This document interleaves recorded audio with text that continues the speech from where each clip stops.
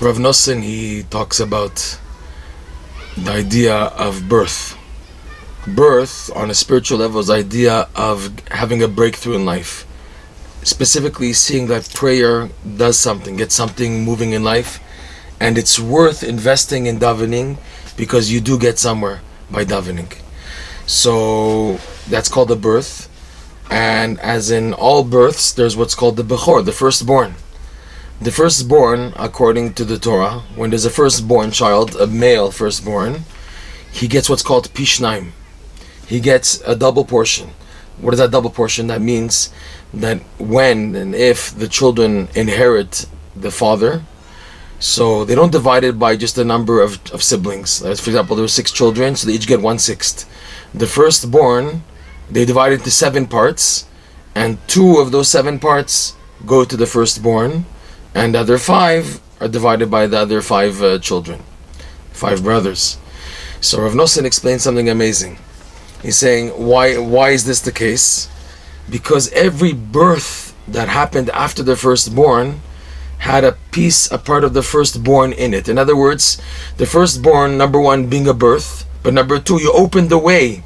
He's the one who broke open and made the breakthrough that now that this couple had a child, it is indication that they can have more children, as opposed to, for example, a couple, God forbid, that they're barren, they're childless.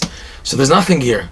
When finally there is a miracle and a child is born, the first one, so it's a sign also that there is an opening, there's an avenue being led here, and therefore this child has a part in all the other subsequent births afterwards.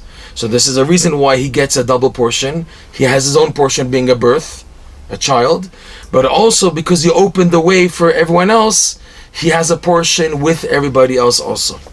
So Reb Noson says something amazing also with davening. Davening is also called Pishnaim. Davening, whenever you daven, and it also has this double attitude.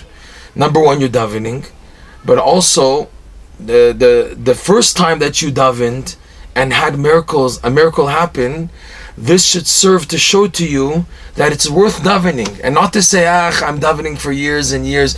Who says Hashem's going to help me now? Back then he helped me, fine, but who says now in this situation, which is much more severe, much more hard, who says Hashem's going to help me?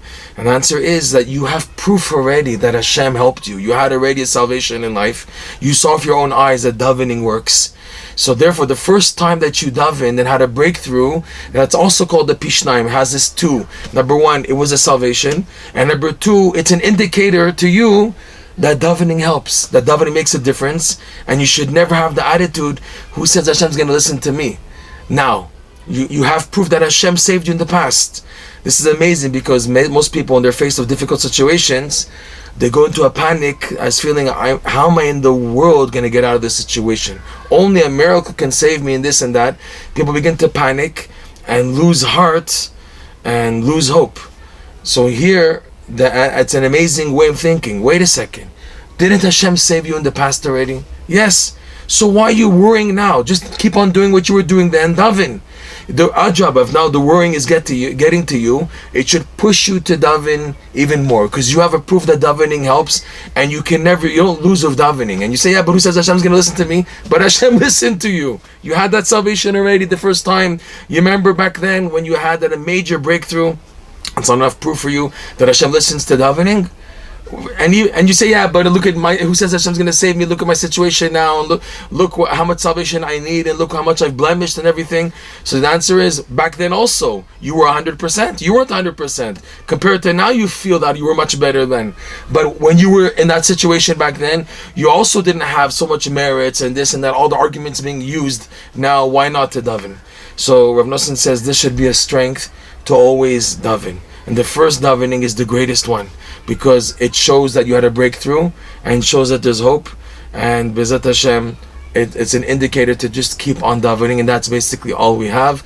To requote Reb Noson, we've said this a few times, that Reb Noson said, I give 2 reasons why a person doesn't get anywhere in life. Well, that's not exactly his wording, but the idea is why you don't get a salvation.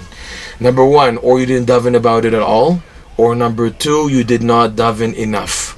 But that's it. It's only prayer. Prayer is what moves a person forward in life. His prayers, his davening, the sincerity and not giving up, that's what gets a person going.